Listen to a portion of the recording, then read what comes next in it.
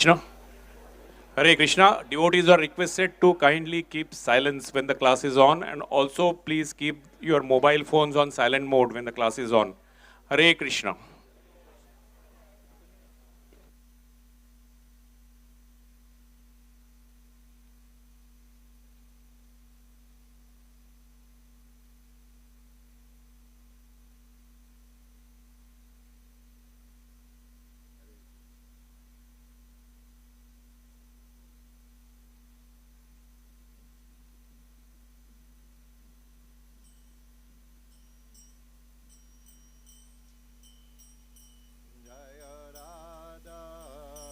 Bhava Kunja Bihari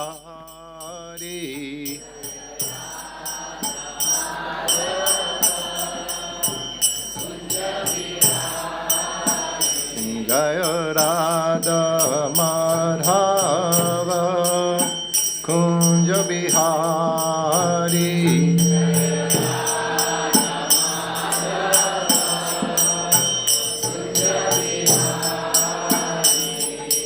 Gopijana Balaba Girivanadari Jaya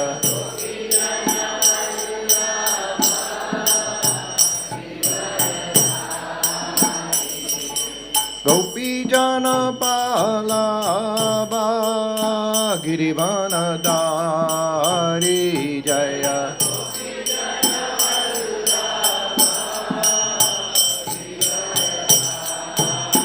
Jasura Nandana Braja Jana Ranjana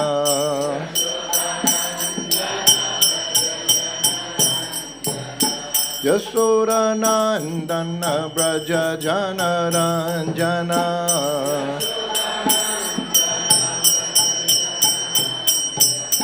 Jamuna Tira Banachari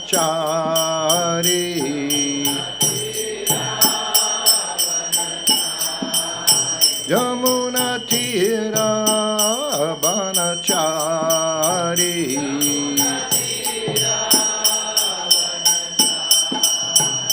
Jaya Radha Madhava Kunja Bihari Jaya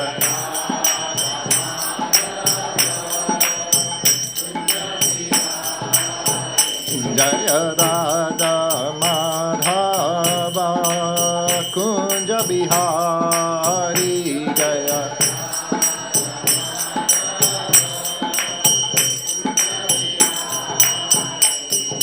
Gopijana Bala Bhagirivanadari Jaya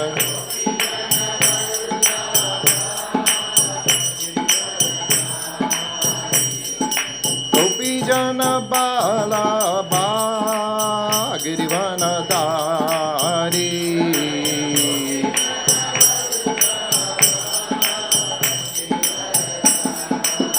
Jasoda Nandana Braja Jana Ranjana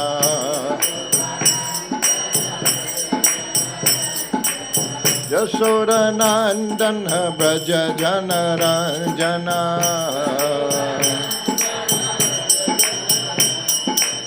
Jasoda Nandana Braja Jana Ranjana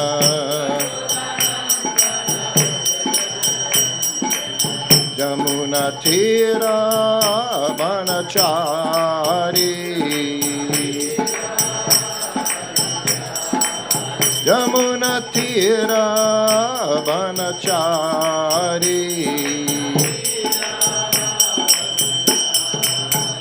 Jaya Radha Madhava Kunja Bihari Jaya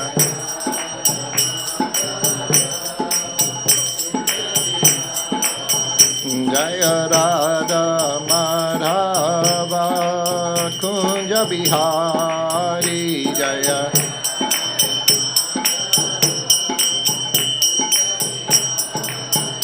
Jaya Radha Madhava Kunja Bihari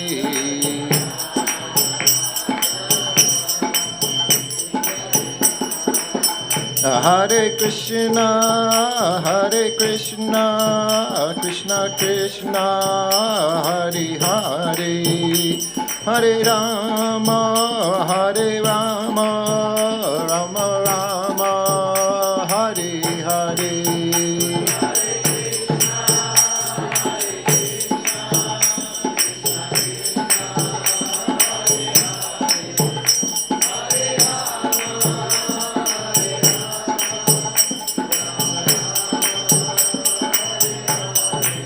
Hare Krishna, Krishna Krishna, Hare Hare, Hare Rama, Rama Rama, Hare Hare.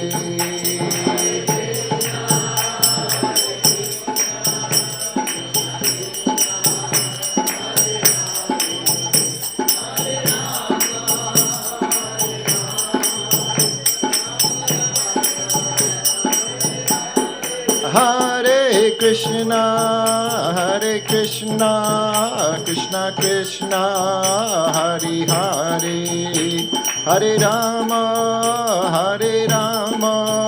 Rama Rama, Hare Hare.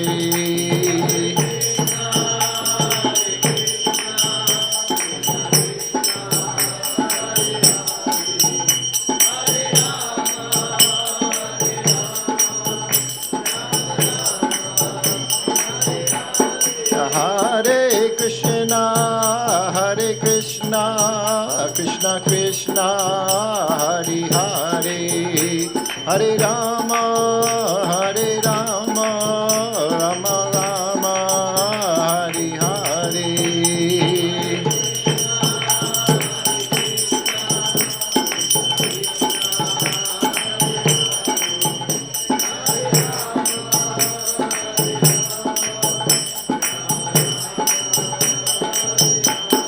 Jaya Prabhupada, Jaya Prabhupada, Jaya Prabhupada.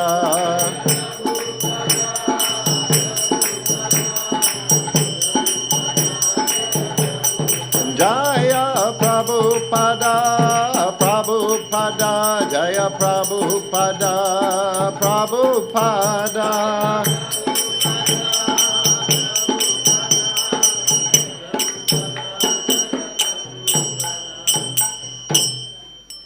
Jai Om Vishnupad Paramahansa Parabhajakacharya Asataraswata Sisi Mother's Divine Grace A.C. Bhaktivedanta Swami Srila Prabhupada Ki Jai.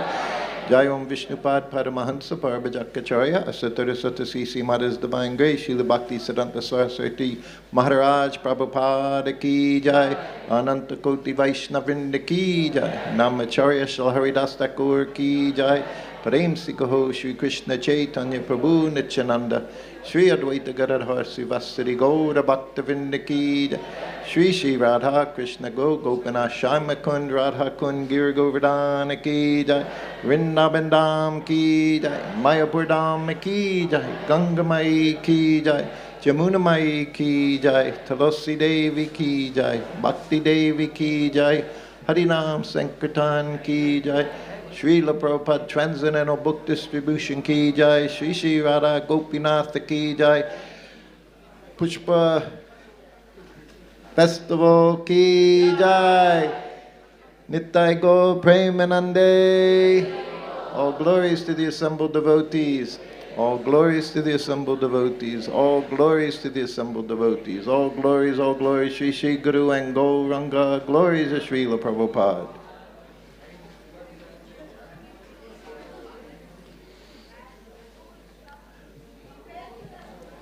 Omagena Timirandasya Gananjana Shalakaya Chakshulan Militam Jaina Tasmai Sri Gurave Namaha Shri Chaitanya Manobishtam Stapitam Jaina Bhutale Svaya Rupa Kadamayam Dadati Svapatandikam Vanchakopa Trubhyascha Kripa Sindhubhya Evacha Patitanam Bhavanebhyo Vaishnavebhyo Namo Namaha Jaya Shri Krishna Chaitanya Prabhu Nityananda Shri Advaita Gadadhar Sivasari Gaura Bhaktavinda Hare Krishna Krishna Krishna Hare Hare Hare Rama, Rama Rama, Hare Hare.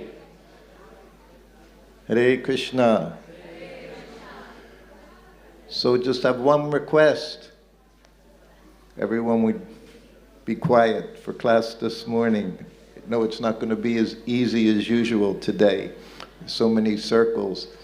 Everyone preparing these flowers for a very big festival this afternoon. But we're having our Srimad Bhagavatam class this morning.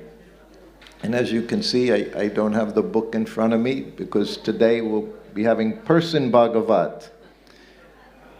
Everything we know is coming from Srila Prabhupada.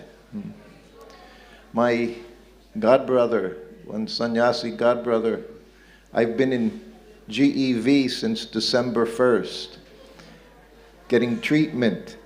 My only treatment was I'm in GEV since December 1st. I haven't done any treatments, but living in Vrindavan for 5 years. My wife and I have been in Vrindavan for the last 5 years, and we both have full-time services there in different areas. Vrindavan is most wonderful place. It's also very intense place to do devotional service. Srila Prabhupada said, you do 1% in Vrindavan, becomes 100%, 100 times. Shh. Hare Krishna. Thank you. Also, if you make offenses in Vrindavan, he said it becomes 100 times. 100 times. So being in Vrindavan, one has to be most cautious. So we've been in Govardhan Eco Village with the association of so many wonderful devotees, disciples of Maharaj. We trained up very, very nicely, God brothers and God sisters. So just being there, for me, as Prabhupada said, everyone going to Vrindavan and Mayapur to recharge. But actually we've been going to Govardhan Eco Village to recharge from Vrindavan. Last night, I'm sure some of you have seen, some of you have been there, at a very wonderful program last night, the 27th anniversary of the opening of Bhaktivedanta Hospital and Research Institute. Madhavananda Prabhu said something very wonderful. He said, the greatest opulence there, he said, was being able to serve the devotees. And the theme, anyone know what the theme was for the festival last night? Anyone know? It was compassion. The theme of the festival for Bhaktivedanta Hospital last night was compassion. Radhanath Maharaj gave a wonderful talk. And everything was so much what he was saying, I was thinking the same thing. These hospitals, Srila Prabhupada from the very beginning, he opened up hospitals. Those hospitals were the temples.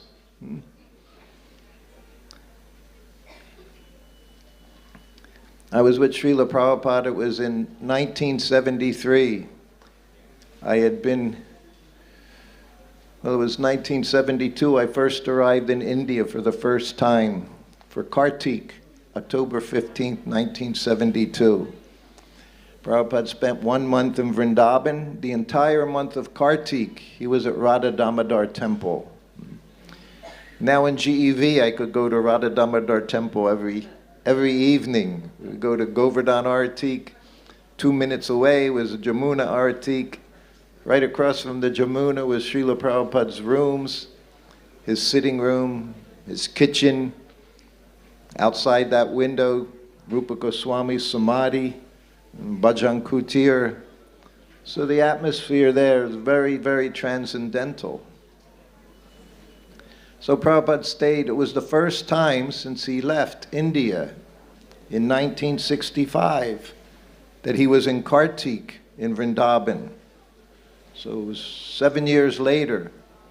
And he was very eager to be in Vrindavan for the month of Kartik. He even told me, I became his servant just a month earlier, it's the beginning of September, in New Vrindavan. At that time, he was Radhanath Das Brahmachari. He was up on the Vrindavan farm. To get to the Vrindavan farm from Bahulaban farm, where I was, there was just a dirt road which they would put little rocks in so you could actually walk there. You couldn't even drive a vehicle there. It was like 2 kilometers up this mountainous road. So he was up there. I was in Bahulaban when Prabhupada came, and I had the amazing fortune of leaving with Srila Prabhupada as his servant. And it was the first time I was on an airplane. I remember Prabhupada traveling from Pittsburgh, and then he was going to Dallas, Texas. My only instructions when I became Prabhupada's servant was, you're his servant. He had a secretary who arranged all his travel plans. His secretary would go over the mail every day with Srila Prabhupada. Prabhupada would dictate answers, and he had to type everything out. Prabhupada would sign the letters. So that was secretary's job. And then that was Shyamasundar Prabhu. You all know Shyamasundar very well. He's been here many times. I talked to Shyamasundar just last week on the telephone, somehow or other. He was in Arizona with his daughter Saraswati. Some of you may know Saraswati. She's now 56 years old. When I was with Prabhupada in 1972, she was 4 years old. 4 years old, she was this big. Going out of Srila Prabhupada's room as she pleased. No one could go into Prabhupada's room except Saraswati. She had the proper wristband on. I don't know what color it was back then, but she had the wristband. She could do anything she wants. And she would come in, sometimes sit on Prabhupada's lap. Prabhupada was very expert. Of course, when you wanted to leave, he would grab your finger so you couldn't leave. He was typical grandfather with his little granddaughter, Saraswati. So I got to talk to Shyamasundar for some time, 15, 20 minutes. It was the very same Shyamasundar I was with 53 years ago. Same enthusiasm, same excitement, just to talk. He was so happy. We were so happy to talk to one another because of our association with Prabhupada that bound us together. And then he had his Sanskrit editor who was with him most of the time for 10 years, Pradyumna Prabhu. Prabhupada called him Panditji, Pradyumna. Always had many, many books with him. When we would travel on the airplane, Pradyumna, he had his side bags. You know, devotees, many devotees, they have their bags they carry. Pradyumna's bags, 2, 3 bags, all books in his bags, different Sanskrit books, Bengali books from the different acharyas.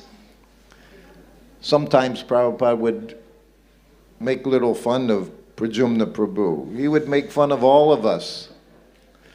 It was very easy to make fun of us. We were children in Krishna consciousness.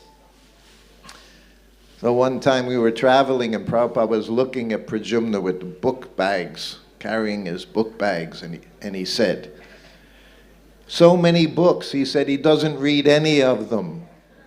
Of course he was reading many of them. A few years ago we were there at the Bhakti Center. He had the devotees there bringing in a bookshelf into his little room. He had a little room at Bhakti Center, a little bedroom where he stays, all filled with bookshelves. Still doing same. We're all doing the same thing. So he had his bookshelves. One time Prabhupada called him Banditji. You know what a bandit is? English, bandit, he's a bandit. He's one that steals things, a bandit. Prabhupada called him Banditji.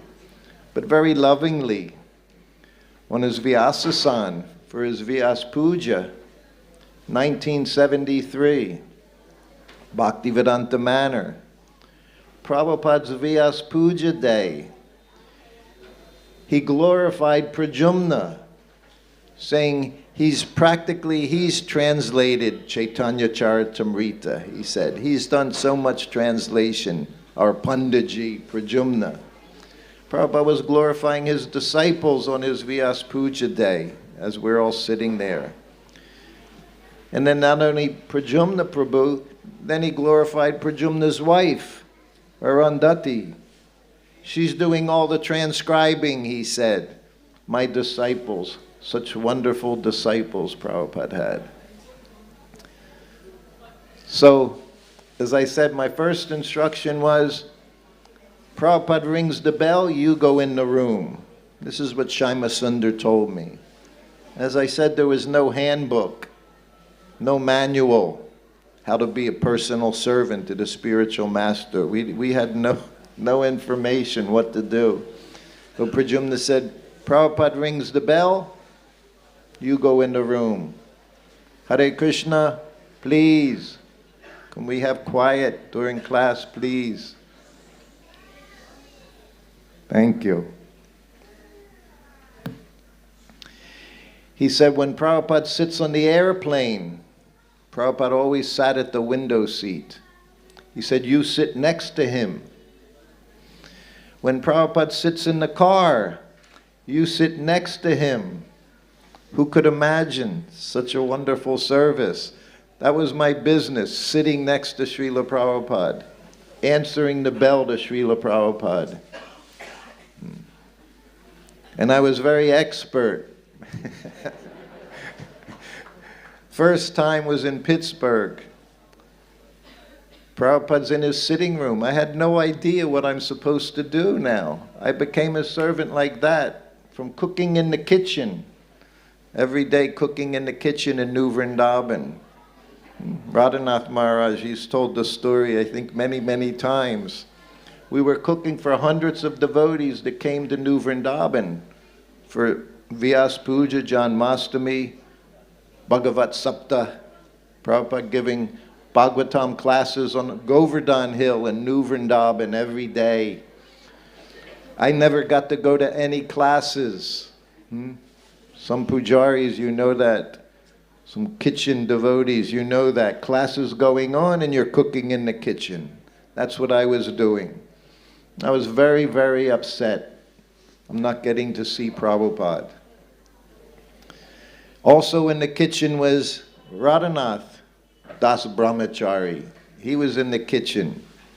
Did he tell you? You know what he was doing? He was washing pots. Washing the pots. September 1972. He said they weren't easy pots to wash. They were big, big pots. And in New Vrindavan, we didn't have gas stove, we didn't have electric, we had wood-burning stoves. It was a farm, very austere farm. No water in the kitchen. There's no bathroom in the temple. Everything, there was a well outside where we would collect water, bring it into the kitchen, and we had wood-burning stoves we set up for the festival. Maharaj was saying, they were covered in black soot. When you cook on wood, everything becomes black. Because I said you were cutting vegetables? He said, no, I was cleaning pots, cleaning the pots in New Vrindavan. He said it wasn't easy cleaning the pots. And me, I was making khichdi every day for a few hundred devotees. Maharaj said it was the best khichdi ever. He said because Shrutakirti, he was cooking the khichdi and his sweating and I don't think I was, but Maharaj, he can tell a very wonderful stories. He said his sweat was going in the khichdi. It became the best khichdi ever. And from that spot, I became Prabhupada's servant. And that's all I knew. Ring the bell, go in the room. Devotees, we all know ringing bells. That's all we do, we ring bells. Pujaris ring bells all the time, always ringing bells for the Lord. So we're in Pittsburgh. My very first morning as Prabhupada's servant. Prabhupada hadn't even spoken to me. He's in his sitting room, and I'm in the bedroom, his bedroom. There was no other place to be in Pittsburgh Temple. So I'm sitting in his bedroom, and I'm looking in his suitcase. Dhoti, kurta, 2-3 sets, a chadar, a sweater. Nothing much more, except that cooker, big brass cooker in the corner of his suitcase. Looked like a bomb cooker. I didn't know what it was for. I had never seen the cooker. The cooker became my best friend for 2.5 years. I cooked Prabhupada's meal. In Vrindavan one day, Krishna Balaram Mandir, Prabhupada was looking, there was like 20 devotees in the room and guests, Vrindavan guests. And Prabhupada was saying, especially in Vrindavan, one must be very austere, no sense gratification, minimum bodily necessities. You would always say we take bare necessities. That means as little as needed, especially in Vrindavan Dham, he said. And then he looked at me. Shrutakirti, he cooks my whole lunch, 45 minutes. 8 preparations, 45 minutes.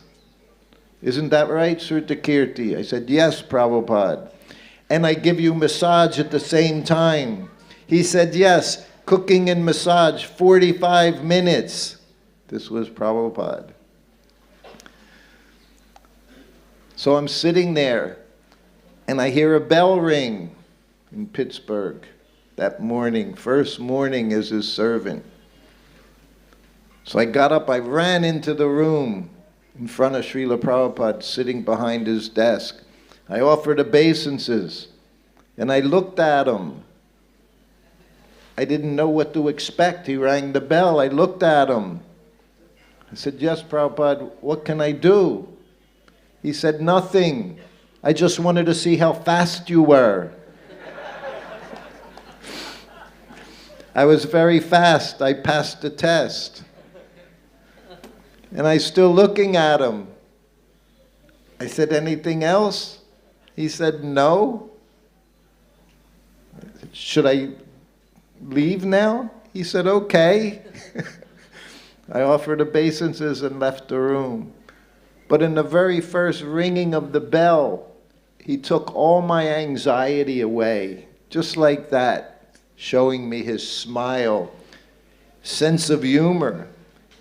He did want to see how fast I was. He wanted to see what kind of servant I'm going to be.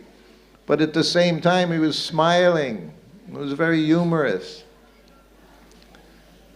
And then for the first time, I'm sitting on the plane next to him. He's sitting in the window seat. Shima Sundar, he arranged all the tickets. He got me my passport. I don't remember doing anything. Because all I do is go in and out of Prabhupada's room. That was my job, my seva, personal servant. Attended the Srila Prabhupada's body, just like the pujaris. You see the pujaris. Personal servant, same thing. You're a pujari. So you've got to be punctual. Cleanliness and punctuality. It was the same thing with Srila Prabhupada. Devotees would say, Prabhupada, I just want to be at your lotus feet. He said, that's very difficult. I'm always traveling. How can you be at my feet? He said, I'm always traveling. So sitting in that plane, he said to me, we're going to Vrindavan, to Radha Damodar temple for the month of Kartik. I didn't even know what Kartik was. We didn't know those things. We didn't have Kartik festivals. We just went out every day on Harinam Sankirtan, chanted Hare Krishna in the streets, so all of you could become Hare Krishnas in the future. That's all we did. Distribute BTG magazines and gradually Prabhupada's books. But he said, we're going to Vrindavan for Kartik, and I'll be giving class from Nectar of Devotion, he said. He said, and I'll have you read, and then I'll stop and I'll make comments. So that was my first instruction by Prabhupada, what I was going to do when we went to Vrindavan, and his most sacred place. So I was saying the festival last night, the mood was compassion. That was the theme of Bhaktivedanta Hospital. Madhavananda Prabhu said the greatest opulence, he said, was getting to serve the devotees. And as I said, this was Prabhupada's business from the very beginning, serving the devotees. First he had to make them devotees. He cooked for them. He fed them. He lined them up, 10, 12 of these newcomers that were coming. 26 2nd Avenue. These newcomers were coming. He never asked them to do anything. Never asked anyone, you want to come and help me cook? Never said anything. He cooked for them. He served them prasadam. He cleaned up after them. And he chanted Hare Krishna. And gradually they became purified. And in the course of weeks, months, they started saying, can I do something? And that was soon as they volunteered. You know the story of Hayagriva, English professor, Prabhupada said, call him great English professor. He went into Prabhupada's room and Prabhupada showed him his manuscripts, Bhagavad Gita. They were like this thick, typed from one end of the page to the other. There was no spaces, no margins, no top margin, no bottom margin, no side margins. Every square, what do you call it, every millimeter was filled with typewritten words. And sometimes he would write. He would make other words in the thing. Both sides of the page. Prabhupada didn't waste anything. One thing I learned with Srila Prabhupada, you don't waste anything. I was in, as I said, I've been in GEV. The cleaners, they come in, sweep the floors, and then they mop the floors. And then what do? Who's listening? What do you do after you wet the floors? They turn on the fans. No, Prabhupada said, why you're turning on the fans? It's Krishna, Krishna's energy. You don't waste Krishna's energy. I learned nothing, even on that page. Every piece of paper that he could put a letter, he put a letter. Both sides of the page, not just front side, back side. Becomes a little difficult to read on the paper when it's like that. But that was Srila Prabhupada. And he's Hayagriva, Howard Wheeler. He saw Prabhupada's stack and he looked at Prabhupada. What did he say? Can I edit? Would you like me to edit? I do editing. Prabhupada's eyes became, yes, he said. And then he took the little stack, 20, 30 sheets, and gave it to him. And then he opened up his desk, his trunk, and he brought out a stack this high. Boom, here. This is devotional service, huh? You want to do devotional service? Boom, you volunteer. And gradually, Keith Ham, Prabhupada called him Kitchenananda, Kirtanananda. He called him Kitchenananda. He was the first cook Prabhupada trained up.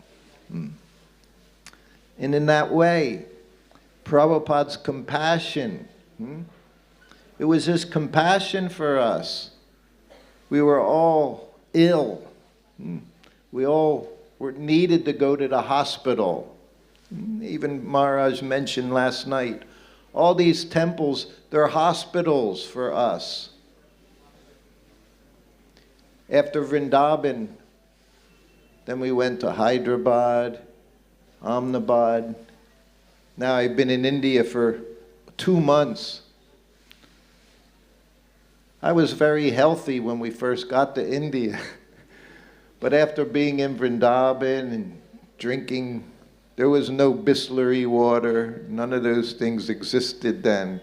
And we thought we were transcendental. We heard all the time, every day, Prabhupada telling us, you're not this body. So we thought, Krishna will take care of us. We're drinking water, whatever water was giving to us, eating whatever was available.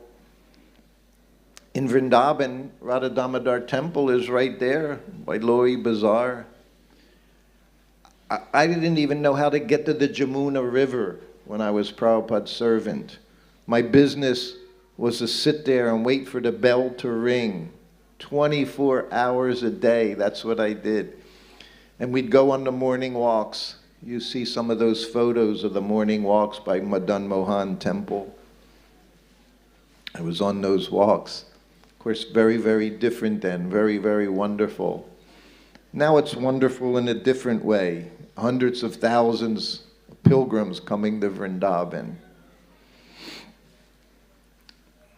But other devotees, they would go out and they would buy rubbery.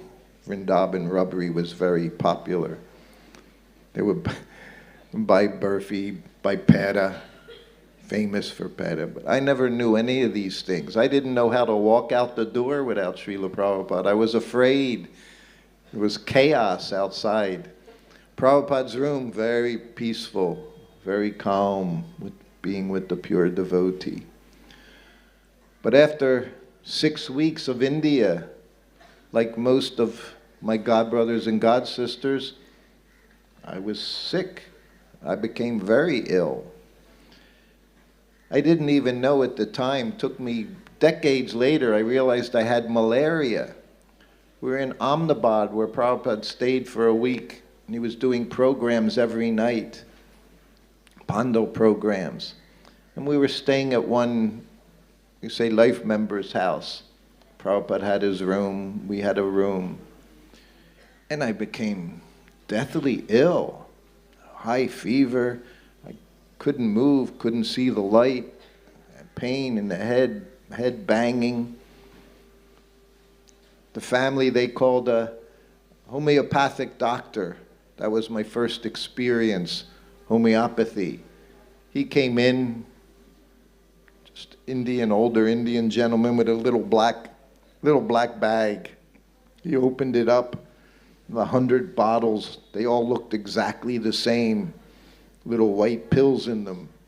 And he looked and did my pulse and gave me the bottle of pills. Don't slip them under your tongue 3 times a day. Prabhupada was right there, taking care of me. Most compassionate person, taking care of all of us. Spiritual needs, physical needs, our hunger, everything he took care of. So gradually, 2-3 days, I felt fine. And I remember Prabhupada, he was walking through the room one day to use the bathroom. And he looked, he said, "You're okay?" I said, "Yes, Prabhupada." I was 21. I said, "Prabhupada, I've never been so sick in my whole life. I went through 12 years of school. I think I missed 2 days of class in 12 years. I was literally always healthy. Now I felt like I was dying. And I told him, I said, I've never been so sick. He looked at me.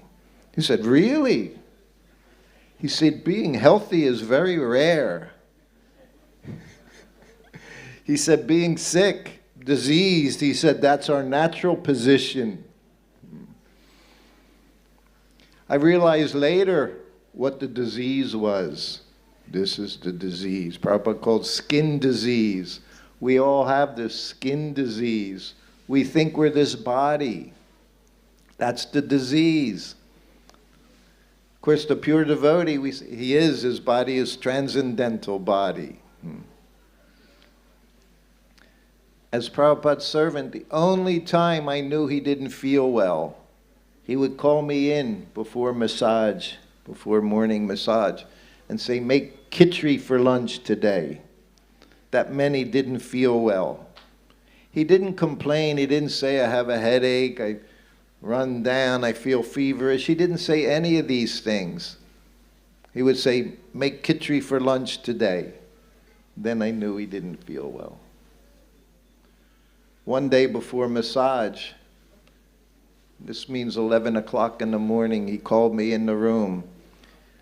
He said, don't make anything for lunch today. I knew he felt really ill. I said, yes, Prabhupada. And even though it was,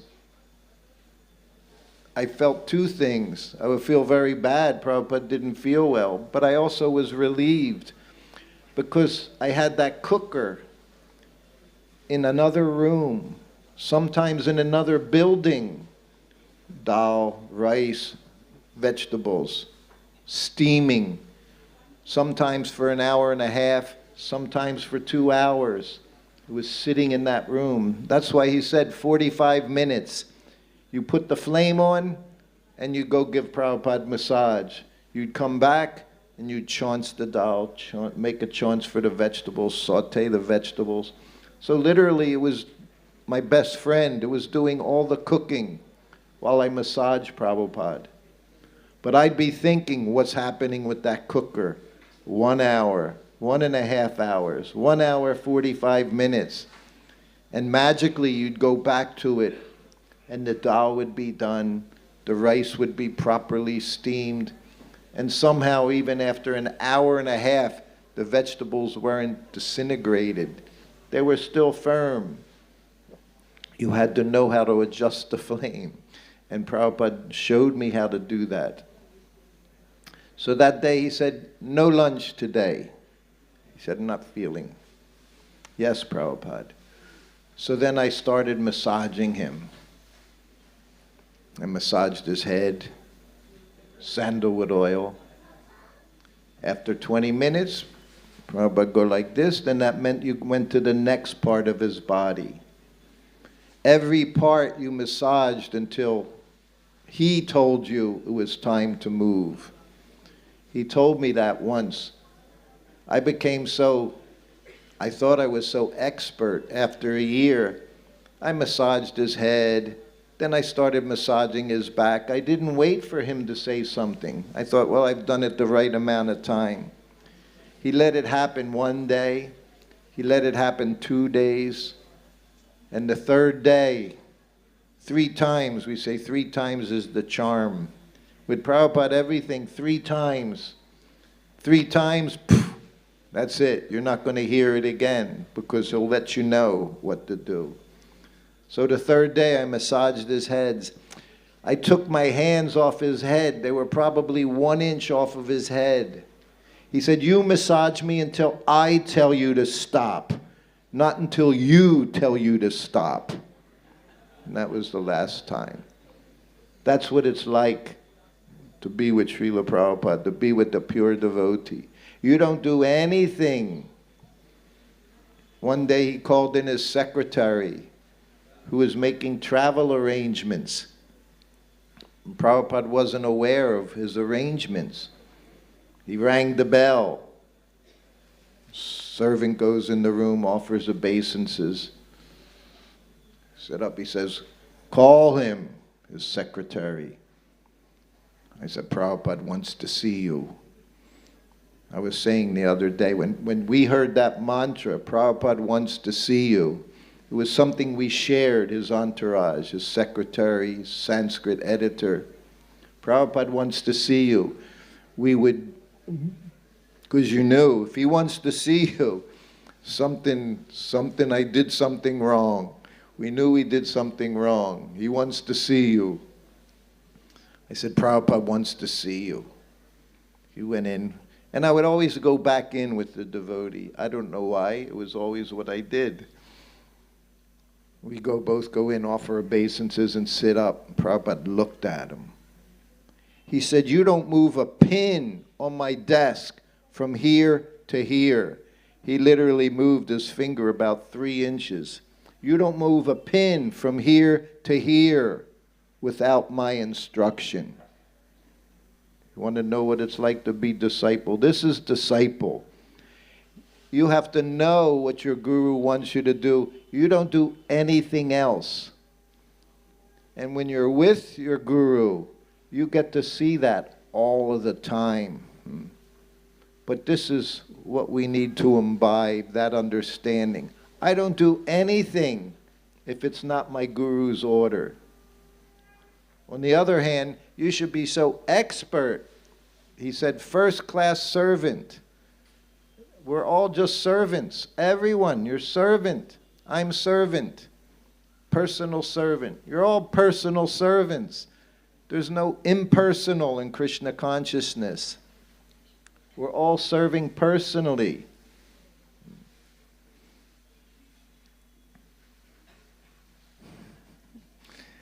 So that was to be with Srila Prabhupada. So that's what I learned to be with Prabhupada. The skin disease. So he's curing that disease. This is the business of devotees. This is real compassion. I was thinking as Maharaj was talking, Srila Prabhupada, how compassionate he was.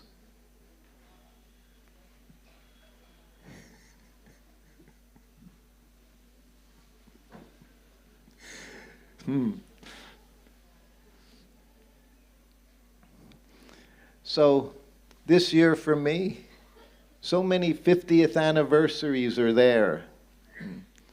I just heard I may wind up in Australia in the coming months. I was with Prabhupada the end of 1974, which just passed. I was looking at Prabhupada's travel, his itinerary. So I was thinking, what can I talk about? They told me till 10:30 I'm supposed to give class. What can I say till 10:30? And I started looking at Srila Prabhupada's itinerary. We know he went to open Vrindavan Temple for Janmashtami, August 1974. The temple was nowhere near completion. Nowhere near completion. Prabhupada could understand it right away. He understood. Finally, we're going to have that 50th anniversary, April 1st to April 6th. Ram Navami, April 6th this year will be the 50th anniversary.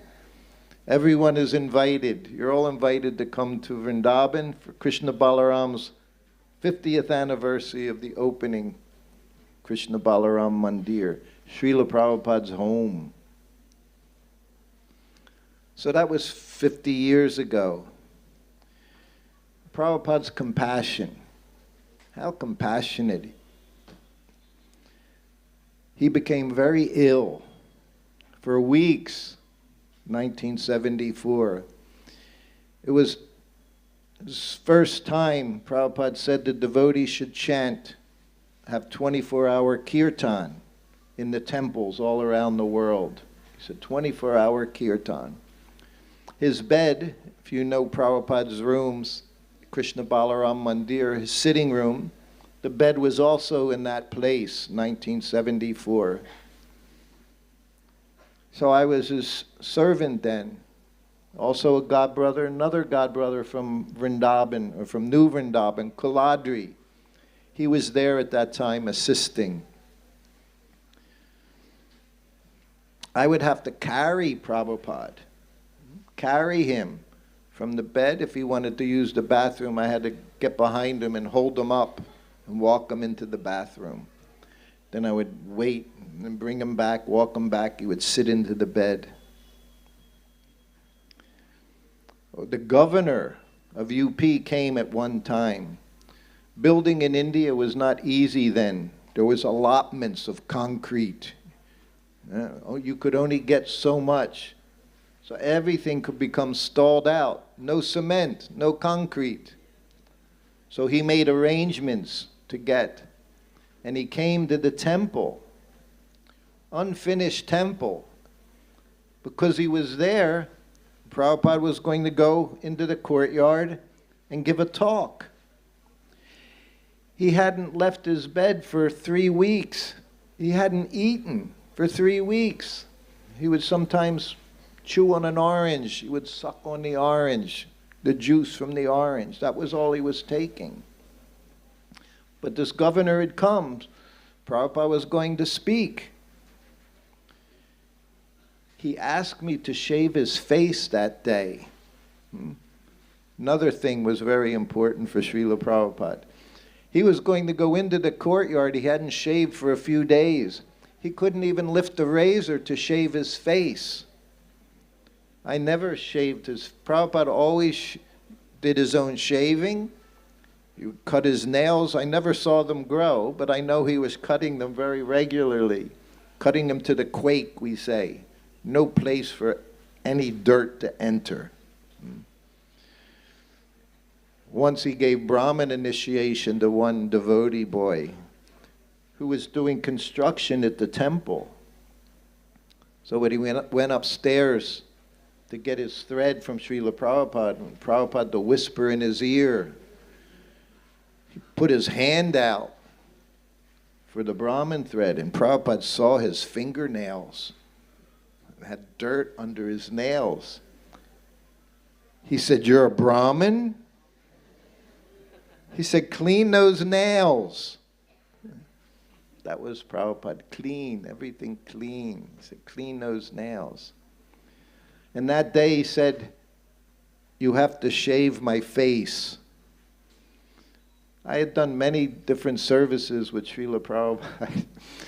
Sometimes things were a little scary. There was nothing more scary than shaving Srila Prabhupada's face with a Gillette razor blade back then, a little two-sided razor you had, not 6 comfort blades that they do now. It was just that, had a little brush and his shaving cream, or put the shaving cream on his face. He just sat up in bed and he let me shave his face. He said, "Be careful. You see Srila Prabhupada's face? It's not just straight. There's many folds." And I was pulling this way and that way.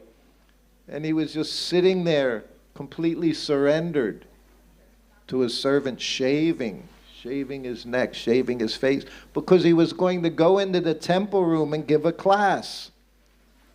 I think I need to shave my face. I think I didn't shave. But that's what he did. And then he put tilak on. I helped him put his tilak on. And then I went into the other room to get something. And I came back into the room. And he looked at me. He said, "Do I have tilak on?" I said, "Yes, Prabhupada, you put tilak on." He had put it on 2 minutes before. He had a fever that was so high. "Did I put tilak on?" he said. I said, "Yes, Prabhupada." He said, "Okay, let's go." I carried him out, sat him down in the chair they had there in the courtyard, right where we do Guru Puja every day now in Vrindavan. And he spoke for 20 minutes. No one ever could imagine that he didn't feel well. He spoke. He spoke and he encouraged and he thanked the governor. And he talked about the importance of establishing this temple, Krishna Balaram Mandir, in Raman Reti, in the middle of nowhere, this temple. People would ask, locals would say, "Why are you building a temple here in the middle of nowhere?" Prabhupada's land was donated. We see it's mentioned in the purport, 10th canto, one of the very last purports of Srila Prabhupada. He said a devotee had a desire to build a temple in Vrindavan. One could read it and not even connect. He's saying, "I had a desire to build a temple in Vrindavan." He said a devotee. Even him saying that much was a big jump. He called himself a devotee. He didn't do that. He said, "We don't call ourselves devotees. We're servants." Everyone can say that. "I'm a servant." Sometimes we say aspiring devotee. We're aspiring to be devotees. To be a devotee is not an easy thing. Look at Srila Prabhupada. That's a devotee. Not one moment wasted.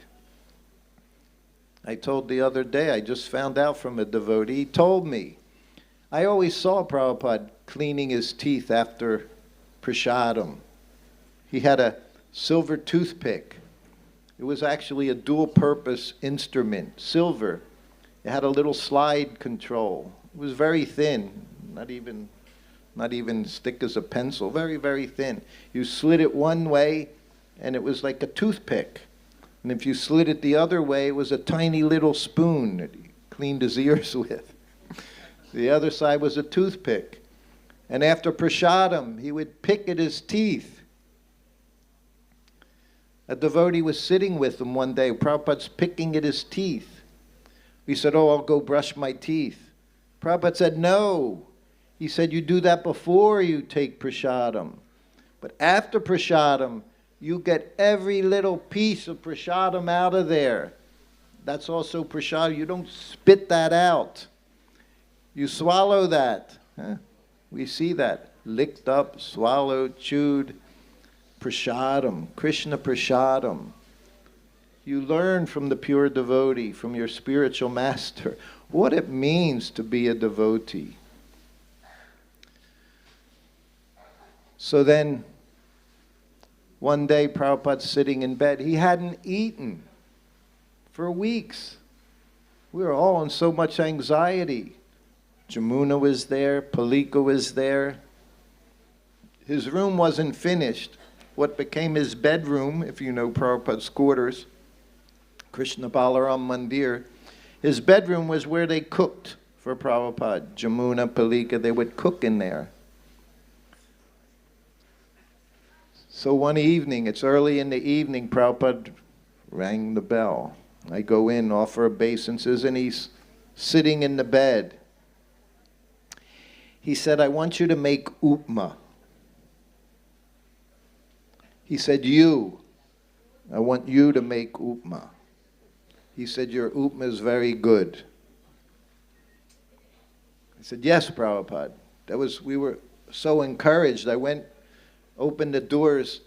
The Matajis were behind the door, listening. We just want to hear Prabhupada's words from his lotus mouth, every word. So many times I would open up the door from Prabhupada's quarters. Devotees would be on the other side of the door. What did he say? What did he say? What did he say? Oh, he said this. He said, we just wanted to hear every word emanating from his lotus mouth. These are not just rituals we recite every morning. It's all we want to hear are the words from his lotus mouth. So I said, Prabhupada wants upma. Jamuna was there, 1974, Jamuna. Everyone knows Jamuna Devi. She said, okay, I'll get started. I said, Jamuna, Prabhupada said he wants me to make it. He likes my upma. She looked at me, said, okay, what do you need? She didn't look at me and think, why is he asking you to make it? I'm the best cook in all of ISKCON. Everyone knows it. She looked at me and said, what can I do to serve? How can I help you? I didn't even know how to cook in India. She was always cooking. I cooked everywhere else in the world. In India, I had to leave it to the ladies, the Matajis. They could deal with all the fires and the pumped kerosene stoves, buckets with coal, cow dung on it. I didn't know how to do those things. But she said, what do you need? I said, what do we have? She had a trunk. She said, well, we have dehydrated peas. There was no market, no sabji mandi across the street. You could buy anything you want like now. You want avocados, avocados are there, broccoli is there. Everything is there. Fruits from all around the world. There was nothing in Vrindavan at that area. So she said, we have dehydrated peas. I'll hydrate them. I said, fine. So together we made upma for Prabhupada. And I had it on his plate. And I had a little bowl. You'll see in Vrindavan in his rooms. Had marble plates. marble plates Prabhupada had. So many things. You learned everything from Srila Prabhupada. What is the best thing one can eat off of? Anyone know? The best thing, the best plate you can have, a banana leaf. A banana leaf is the most auspicious, best thing you can eat from, banana leaf. And then comes gold. That's the next best thing. Then we have gold, we have silver, you have granite, whatever, quartz, and marble goes down the line. But the best thing is a banana leaf. Prabhupada, who would know that? I didn't know such a thing. And Prabhupada knew. He knew everything. Srila Prabhupada knew everything. So he had this little bowl, and it's on his marble plate. And I go in and I just sit it right on the bed where Prabhupada is. He's never leaving his bed. And I put it down, offer obeisances, and I leave the room. So 5, 7, 8 minutes go by, and the bell rings.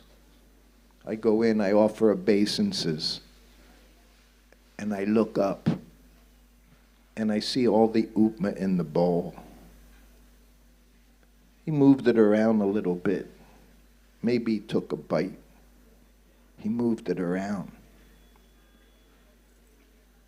And I looked at him.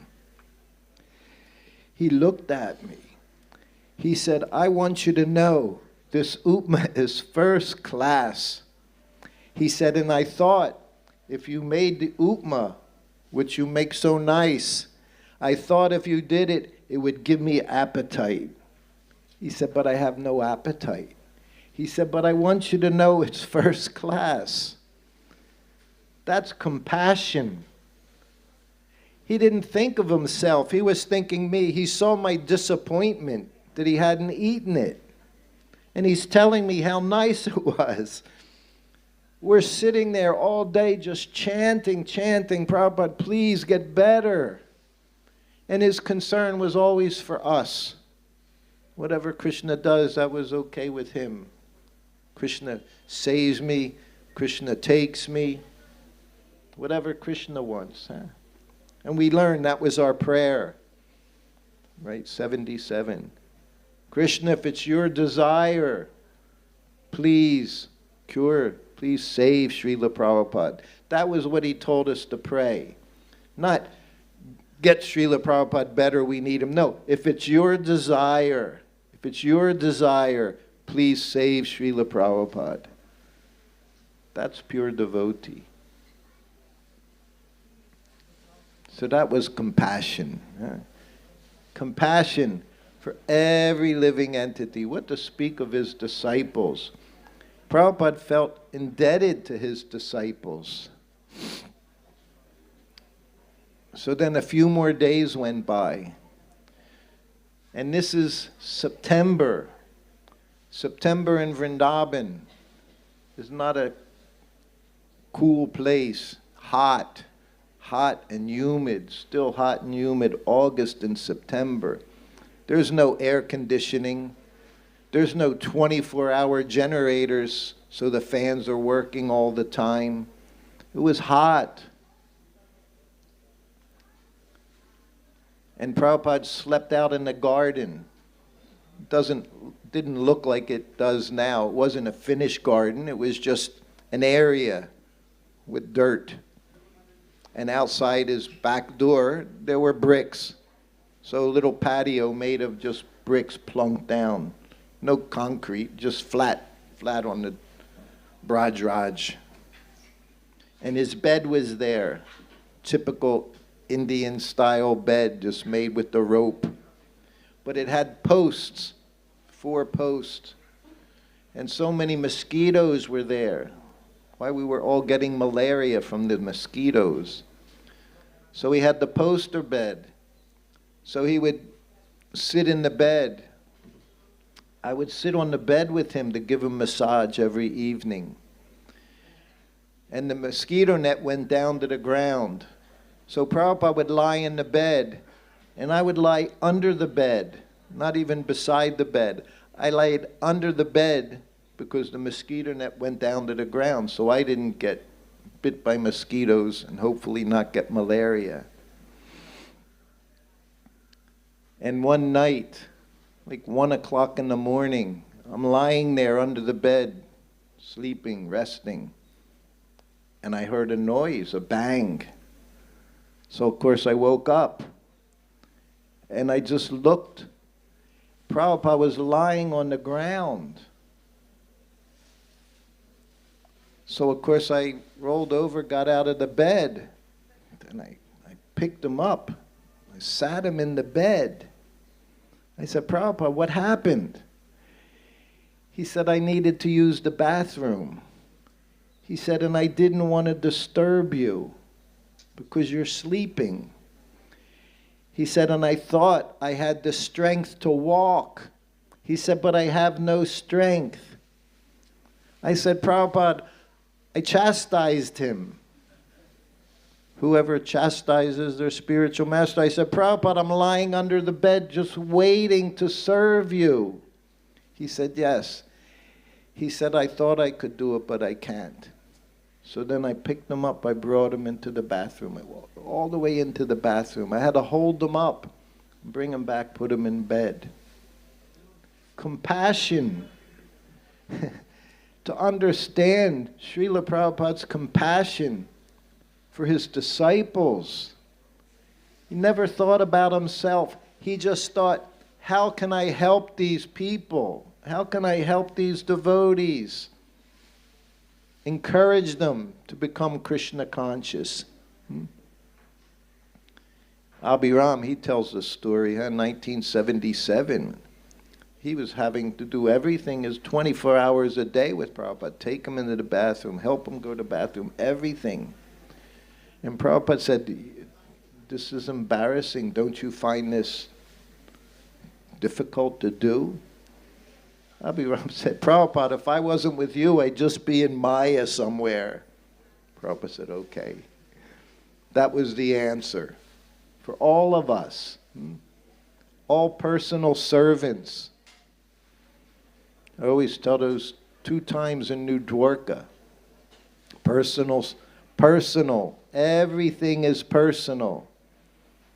So many times I get asked, Prabhupada left, when all Prabhupada's disciples leave, how will we be connected to Srila Prabhupada? I said, Prabhupada left us in 1977. I said, I only got 6 years. 6 years of knowing he was there on the planet. And then he left. We thought he would be here till he was 100 years old. I think most of us, we all had this concept. He'll be around till at least 100. How could he leave us?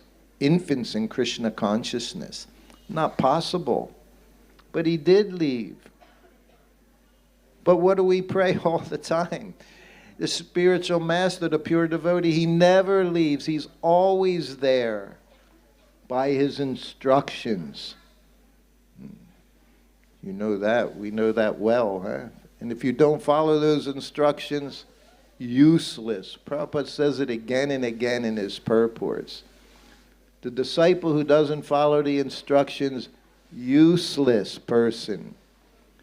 Even more than useless, he's troublesome, creates difficulties. So gradually Srila Prabhupada got better.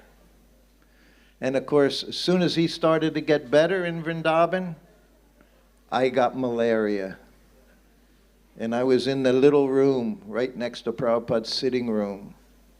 He would have to walk through that room to use the bathroom. The bathroom was beyond that, past his bedroom.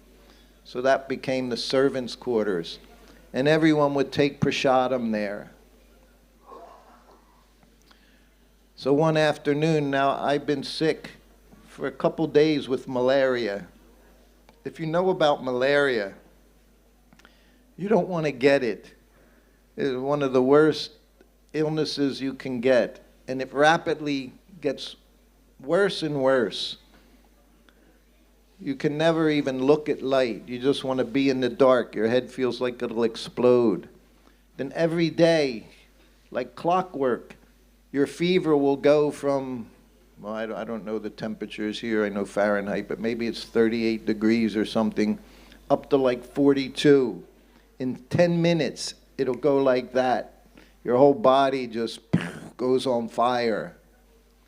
And if you don't take care of it in 3-4 days, you'll be dead.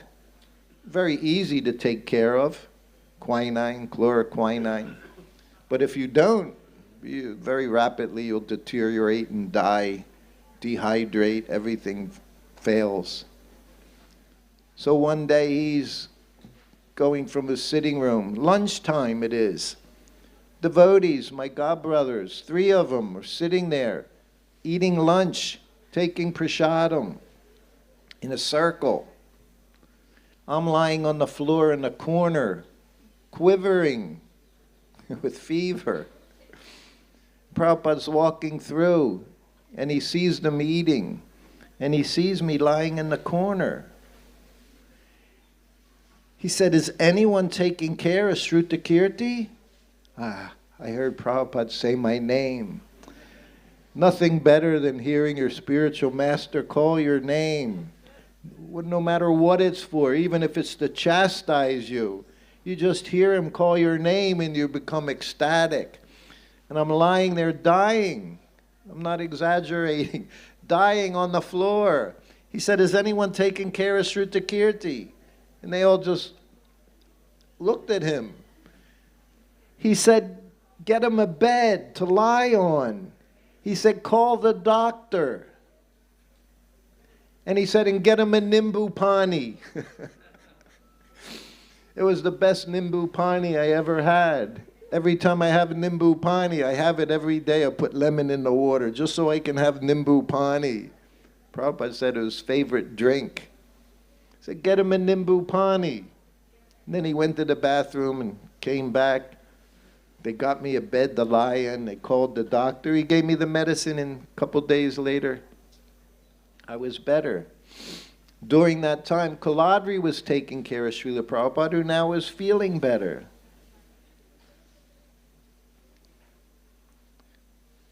And then we were both feeling better. Prabhupada called me in one day. He said, call Kaladri. Call Kaladri. We both went in the room. Prabhupada looked at us. He said, you 2 boys, go spend the day at the Jamuna River. He said, you deserve it. He said, like 2 Brahmin boys. He said, go, we all shaved heads, shiny shaved heads all the time. He said, go spend the day. It was the only time Prabhupada told me I could leave my room in 2.5 years. I was never allowed to leave my room because he might ring the bell. You all know that story. You know that story? I had been his servant for a year. He was in Los Angeles, New Dwarka, for almost 2 months. And during those 2 months, I got to know different devotee boys. They were all from the East Coast like me. I was from Philadelphia.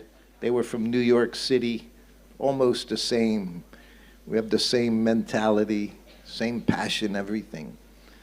And they said to me, you don't ever come to Mangalartik. They said, are you up? I said, yeah, I'm up. I said, I'm chanting. I'm in my room. They said, well, why don't you come to Mangalartik? I said, Prabhupada might ring the bell. They said, does he ever ring the bell? 4 o'clock in the morning? I said, well, no, not yet. But he might. He said, you should come to Mangalartik. Rukmini, Dwarkadish, Lord Jagannath, Subhadra, Baladev, Gauri Nitai, beautiful temple room it was. The old temple room, we say, on Watsika Avenue. Beautiful deities. The world headquarters, New Dwarka, 1973. They said, come, Parikit leads Mangalartik, Bardaraj leads Mangalartik, Agni Dev leading Mangalartik. Legends. They were all ISKCON legends. I said, okay, tomorrow morning I'll go to Mangalartik.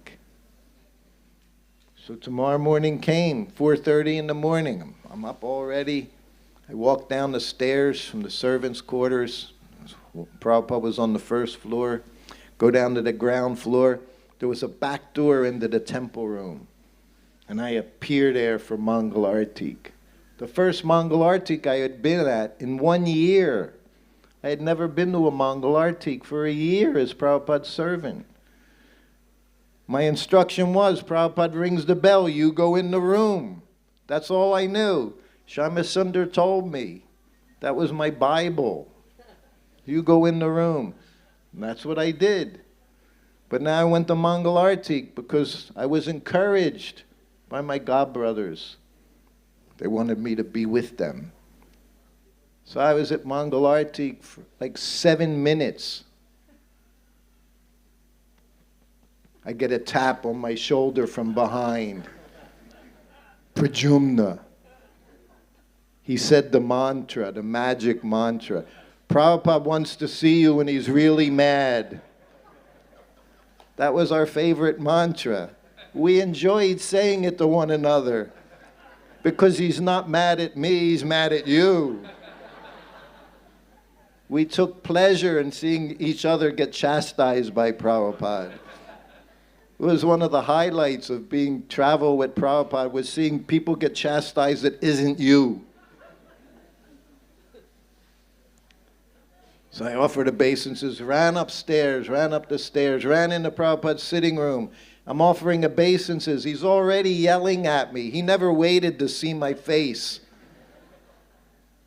Where were you? I've been ringing this bell for hours.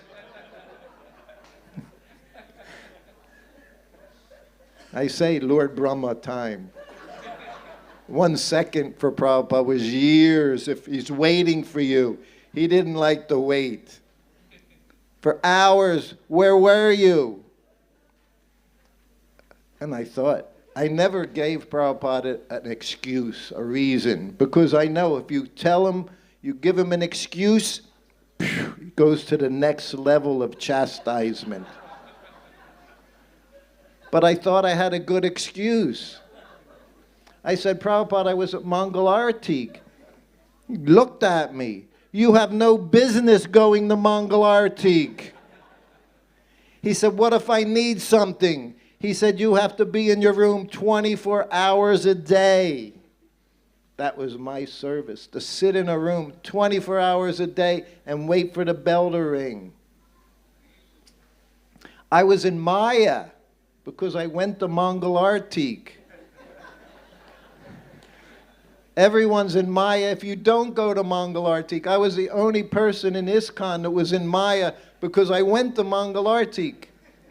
Being Prabhupada's servant was the most unique service in the whole world. I never went to Mangal Artik again. Sometimes I go to Mangal Artik now. In Vrindavan, Panchagoda is always, where are you? Where are you? Mangal Artik time. So now I get to go to Mangal Artik. But then I had no business going to Mangal Artik. Personal. Everything is personal. Not just rituals we're doing without thinking. Always, how can I serve my Guru? How can I serve Krishna? That's our business. Los Angeles is a very special place. I said one day, walking up the stairs, he saw the bead bag, hanging on a doorknob. He looked at me. Whose bead bag is crying on the doorknob? You see it cry. Only persons can cry. Whose bead bag is crying there? Just abandoned on the doorknob. Another time walking up the stairs, he looked at me. So fortunate I was. Looked at me. He saw a plate of prasadam on the table. No one was there. Whose prasadam is crying on the table? So this is person. Every one of you, we're all personal servants in ISKCON to Srila Prabhupada. to your Guru Maharaj. It's personal. Not just the one attending to his needs, putting his shoes on, taking his shoes off, washing his clothes. No, everyone is doing personal service to Guru and Krishna. Everyone. Shilavati, she was in New Vrindavan until she passed away some months ago, in her 90s. She was the first head pujari in ISKCON. She was the head pujari in Los Angeles. I knew her from New Vrindavan. She was the pujari for Radha Damodar in the road show. But then she was in Los Angeles as the head pujari. Prabhupada trained her up how to do everything. Trained her personally how to serve the deities. She was very kind. She was Mataji. I always saw her as Mataji. And she would ask me, like others, when I would come down with Prabhupada's plates from breakfast, and what did he eat? What did he say? What's he doing? These questions I heard every day. What did he say? That was the favorite. What's Prabhupada talking? We heard his voice. What did he say? So Prabhupada instructed her. So I told her, she asked me how I serve Prabhupada lunch. And I told her. I said, of course, Prabhupada goes and bathes. He bathes, puts tilak on, says Gayatri. It's like 15 minutes, 20 minutes. During that 20 minutes, I have to empty the cooker, chaunce the dal, chaunce 3 sabjis, and chapati dough I made before the massage. So I have to make 1 chapati, not 6 chapatis, not 4, just 1. Because I roll out that chapati, put it on the tava, watch it puff up, put a little ghee on the top, put it on his plate. And I'd run into the room. He's just finishing Gayatri Mantra. If that's what's happening, that's perfection. Because as soon as he's done Gayatri Mantra, lunch has to be there.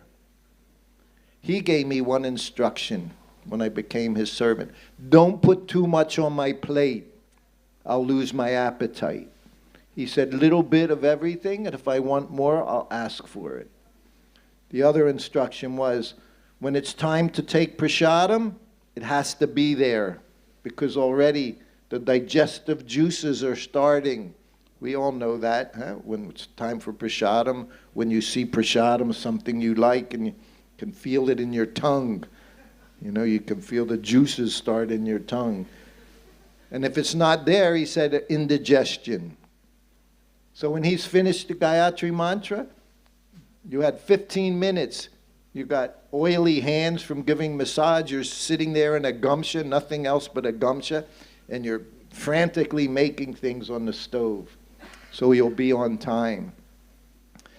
So I put it in, put his plate down, offer obeisances, run out of the room, make another chapati.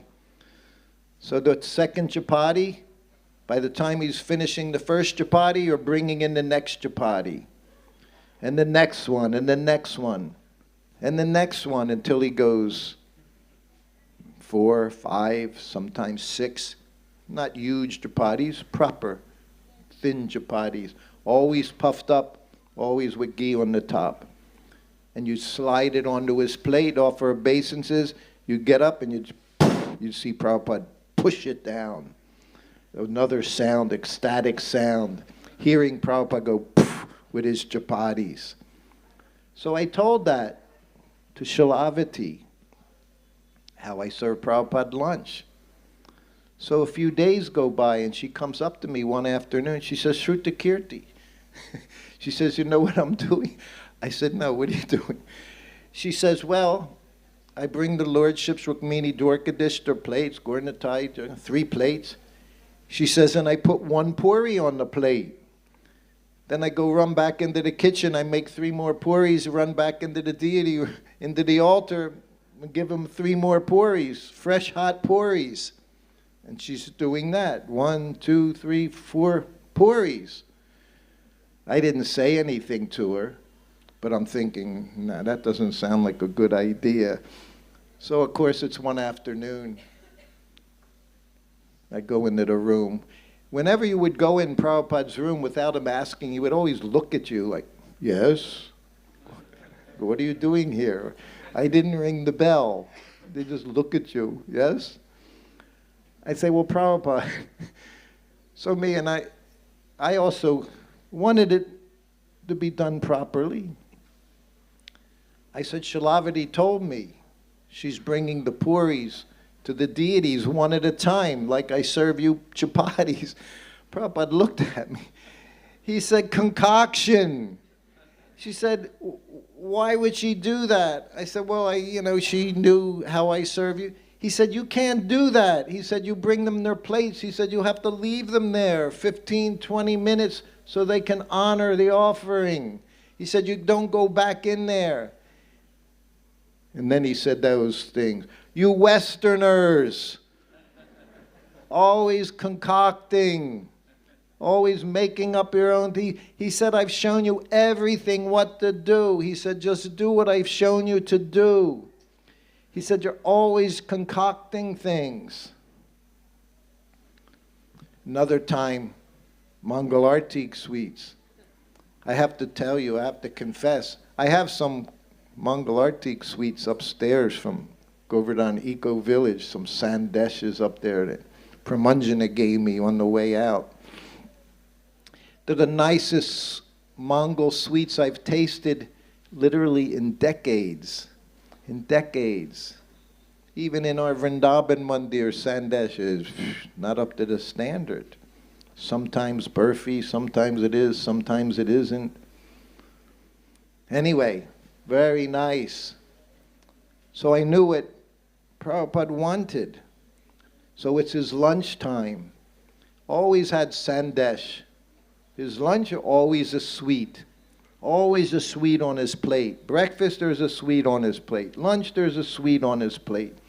Dinner, if he has dinner, there's a sweet on his plate. So it's lunchtime. So I put 2 sandesh. And then I put 2 other sweets that they were offering to the deities. Rukmini Dwarkadish, Mongol sweets. But they weren't Mongol sweets. They weren't milk sweets. There was this combination of dried fruits, peanut butter, some nuts, and this Quaker Oats puffed rice. Not like your Indian-style puffed rice. This was a different, literally in a cereal box, this puffed rice, and they made these. Because it was quick. We also expert, do everything fast. Faster, easier, quicker. Better, not better. Better takes time. Do something nice takes time.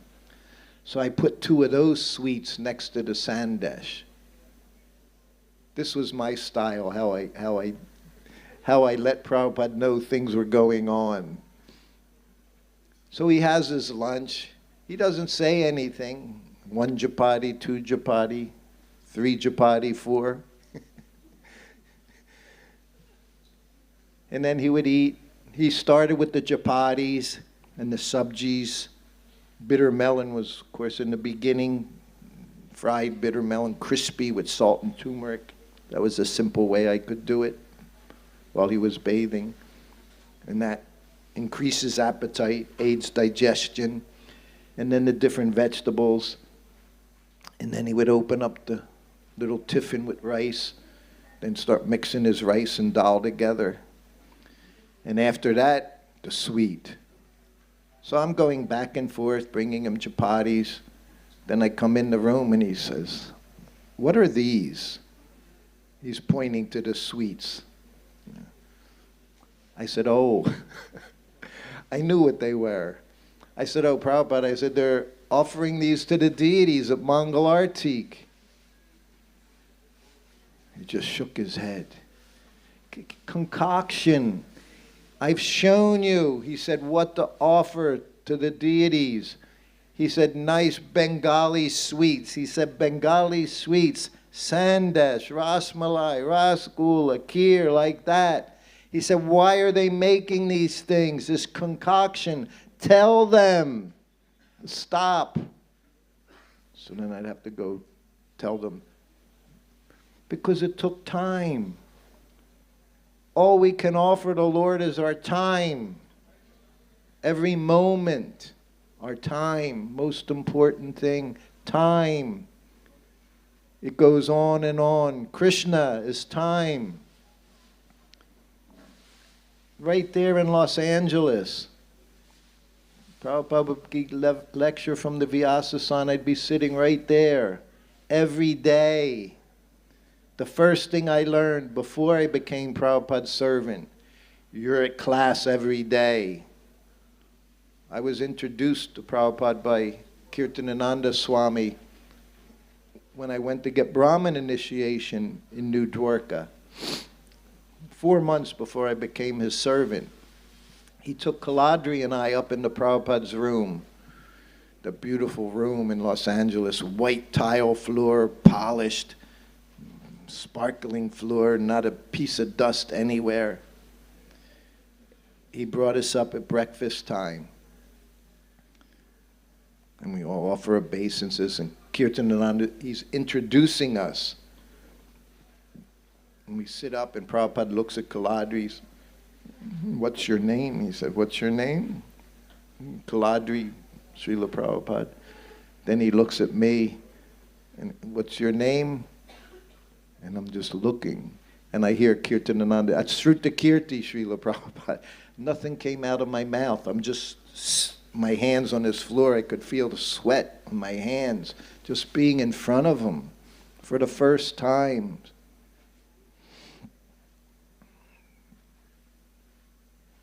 And then his servant came in the room with his breakfast plate. Fruits. Prabhupada took fruits in the morning, juice, and he brought it in. And we're just sitting there, innocent young boys, Kaladri and I. And Prabhupada said, where were you at class?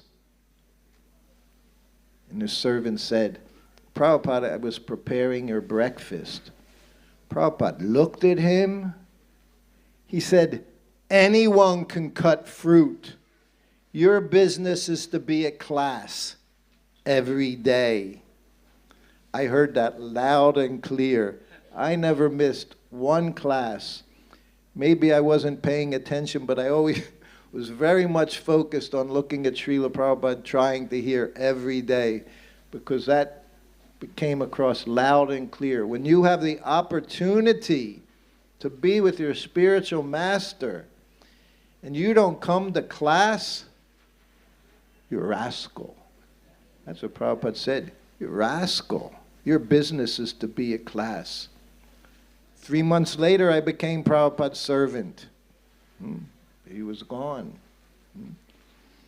I also was gone in due course of time. Everyone was gone that stayed with Srila Prabhupada. Pure devotee. Not easy. Everyone aspires to be servant of the Guru. Be careful what you wish for. Not easy. But Prabhupada's compassion was always there. When I was sick, he took care of me. When I didn't have proper things to eat, he saw that I had to eat what I thought was good for me. Whatever I wanted, he would see that I have it so I could do my service. That's the Guru's business. That's his compassion. Never thinking about himself. So that was New Dwarka. So yes, 50 years ago, all these things are coming now. So then from Vrindavan, finally Prabhupada started to feel better. And then he traveled to Mayapur, October 1974, October. Now I joined Prabhupada 2 months before. I had been his servant as a brahmachari for 16 months. I left at the end of 1973. Now I got married. I went to Caracas, Venezuela, to do service there. I was the only Brahmin in the temple, my wife and I. Chiksukananda invited me to go there. I went there instead of going back to New Vrindavan. Kirtanananda requested me to go to New Vrindavan. He sent a letter to Prabhupada, because as soon as they knew I wasn't Prabhupada's servant, everyone in the world knew it. Our ISKCON, we had no telex, we had no Wi-Fi, no internet, no anything.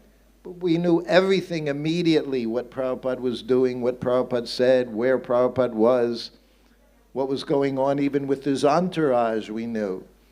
So Kirtanananda immediately sent a letter to Prabhupada requesting, please tell Shrutakirti come back to New Vrindavan. Prabhupada called me into his room one day. He knew me so well.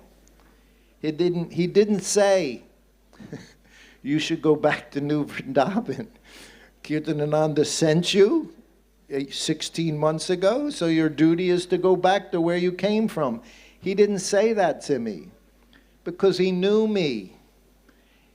Because if he would have said that, I would have said, Prabhupada, I don't want to go back to New Vrindavan.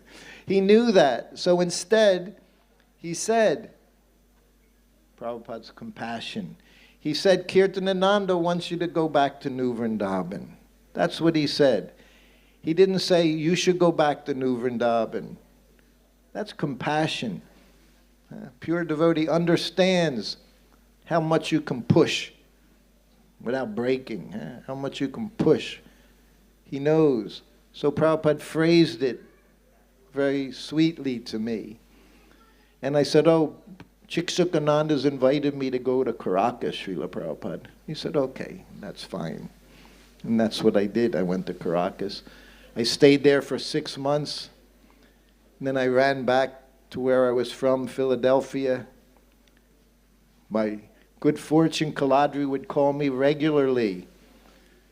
I was living back with my mother, my wife, who is now a few months pregnant, riding a cab. And Kaladri kept saying, come to New Vrindavan, come to New Vrindavan, come to New Vrindavan. So finally I went to New Vrindavan, July 1974.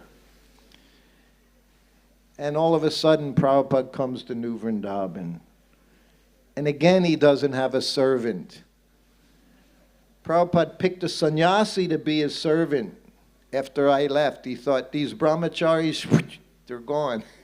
They're with me for a year or so, and then they go away. I'll pick a sannyasi. He picked a sannyasi. 6 months later, he was gone.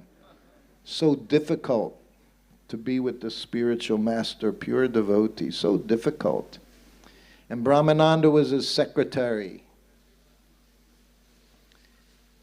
And Prabhupada's getting ready to leave. And Brahmananda came up to me. He said, do you want to be Prabhupada's servant? Same thing I heard 2 years before. The exact same words from Kirtanananda. Now I'm hearing it from Brahmananda Maharaj. Do you want to be Prabhupada's servant? Who could have such good fortune? And I looked. I was staying, my wife and I, we were staying in a little Prabhupada hut. And I looked up at the hut. I looked at Brahmananda. I said, well, where's Prabhupada going? He said, we're going to Vrindavan. I thought, oh, sick. That's all I thought. India, sick. I'm going to be sick. And I did get sick. But I looked at the hut, looked at Brahmananda, said, yes, I'll go. The next day, just like 2 years before, almost to the day, 2 years to the day, I left with Srila Prabhupada as his servant. And it was like 2 years of my life, well, not 2 years, 6 months of my life didn't exist. He never said, what have you been doing the last 6 months? He never said, how's your wife? He never said, what did you do while you were gone? I just started massaging him, cooking for him, and answering the bell. And everything went on just as it had been 6 months before. He just allowed me back in to do his service. And then we went to Vrindavan. He got sick. I got sick. And then I got better. And Prabhupada was getting his health back. He was getting his strength. Every night, he would sit under the tamal tree, sacred tamal tree, right in front of Srimati Radharani. Krishna, she sees all the time, she sees the tamal tree. Krishna's right next to her, and she sees the tamal tree right in front of her. And Prabhupada would sit under that in his rocking chair. And he would listen to evening classes from his disciples. Very scary thing to do. Just like giving class in front of Radhanath Maharaj. Very scary thing to do. I spotted him back there hiding out, but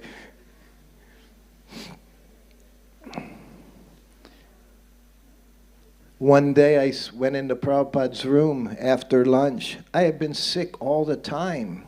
The whole 2 months I was there, I was sick. In India, I had malaria 3 times with Prabhupada. I had jaundice, I had colitis, I had dysentery over and over again. Whenever he went to India, my whole body would become an anxiety. So one afternoon, I decided I have to go back to the West. I had an excuse because I'm sick. Need to go back to the West and get healthy. And I asked Brahmananda. I was so shallow, so we say chicken.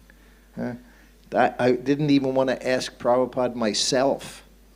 So I asked Brahmananda, ask Prabhupada if it's okay if I go back to the West to get my health back. Brahmananda said, no, you ask him. Oh, jeez. It was the best thing I ever did. Afternoon, after Prabhupada's nap, I went in again. He didn't ring the bell. I went into the room, offered obeisances. And I'm full of fear. But I was determined to leave India. I said, Prabhupada, I said, I think I want to go back to the West. I said, I've been sick. I want to regain my health. And what he said, I had never imagined. He looked at me. He said, yes. He said, go back, get your health. He said, if it wasn't for you, I wouldn't be alive. Compassion. We think we know what compassion is. Don't know what compassion is. When he said that, couldn't believe what he said. He said, sure, you must go back. He said, and we'll be going back there soon, and you just rejoin us when we get back. I said, yes, Prabhupada. Then I went back to my room. That was in 2 in the afternoon. So now it's 7 o'clock in the evening. I'm back with Prabhupada under the tamal tree. Krishna Balaram Mandir. It's not even open yet. No deities there, nothing. Just Prabhupada. Just Prabhupada. Everything. I'm sitting at his feet. He's sitting in the chair. And I looked and I thought to myself, what kind of a fool are you? People would die. You say they give their right arm to be in your position, serving Srila Prabhupada personally, and you're running away. So I sat there, and finally I said, Prabhupada, yes. I said, I decided. I said, I'm going to stay. I said, I don't want to leave. I said, I just want to serve you. He looked at me and smiled. He said, very good. He never told me that's what I should do. He knew what I should do. Guru always knows what you should do. But he lets you do what you're going to do. You have to make your choices. He said, good. And he said, because of your sincerity, he said, Krishna will provide you with everything you need. I didn't know what that meant. We always say these things, Krishna provides, Krishna provides. Pure devotee knows what that means. Krishna provides. It's not accident. There's no coincidences. Krishna's always providing for his devotee who's sincere and surrendered. So I just thought, Prabhupada said that. I can say that. Very nice, Krishna will take care of you. I say that. But Prabhupada said it. It meant it was a fact. The very next day, I'm sitting in the servant quarters. Bali Mridang comes into the room. And he has this little briefcase. And he puts it down and he opens it up. He said, "This is for you." It was filled with dried fruits, nuts, oats. None of these things existed in Vrindavan at that time. You couldn't get any of these things. And that was my thinking. I need to eat like this. I need to have this. I need to have this. But of course, he brought it from New York. And of course, I thought, well, nice. I said, for Prabhupada. He said, no, it's for you. He said, it's for you. Prabhupada said, it's for you. Prabhupada already arranged everything. He knew everything was going to happen. He said it was for me. That was September. So then in October, Prabhupada went to Mayapur. And in November, he went to Mumbai, Bombay, Juhu, where he stayed on the second floor flat. No temple is there, nothing is there, just these flats. Finally, they were able to get everyone out and build the temple. And 3 of us are there. We had been Indian now August, September, October, November, 4 months. And all of Prabhupada's entourage, we're all going through the same things. We get jaundice. Brahmananda had jaundice. This one had malaria. Over and over. And we're going on the morning walk on Juhu Beach, December 1974. And we're seeing these planes take off from the airport, Mumbai BOM airport, big 747s. And every day we're watching them take off to the west. Thinking, I wish I was on that plane. When is Prabhupada going to leave? And they always said, soon. And then it said, soon. But there was so much going on in Juhu at that time that only he could resolve. But he kept saying, we're going soon. Finally, Brahmananda and I were talking. And we think we want to go to the west. And there was problems in Hawaii. Ambarish had just bought a beautiful 2-acre property, 3 minutes from downtown Honolulu. 5 minutes from the rainforest, beautiful properties still there where the Panchatattva are. First Panchatattva installed outside of India. And we went to Prabhupada, Brahmananda and I. And Prabhupada said, well, Brahmananda, he said, we have issues in Hawaii. He said, you can go take care of that. And Shrutakirti, you can go to Hawaii, regain your health, because I never did regain my health. He said, soon we'll be back in Hawaii, and you can rejoin then. So kind he was. I remember the day we went to the airport, and we're sitting on the airplane. Me and Brahmananda. And we looked at one another. We were gone from Prabhupada's personal association. Brahmananda looked at me, he said, what have we done? I said, I don't know. We wound up in Hawaii. And it was a few weeks later, Prabhupada came. Then it was the next event. Prabhupada came. By this time, I had a wife there. I had a little boy there I had never seen yet.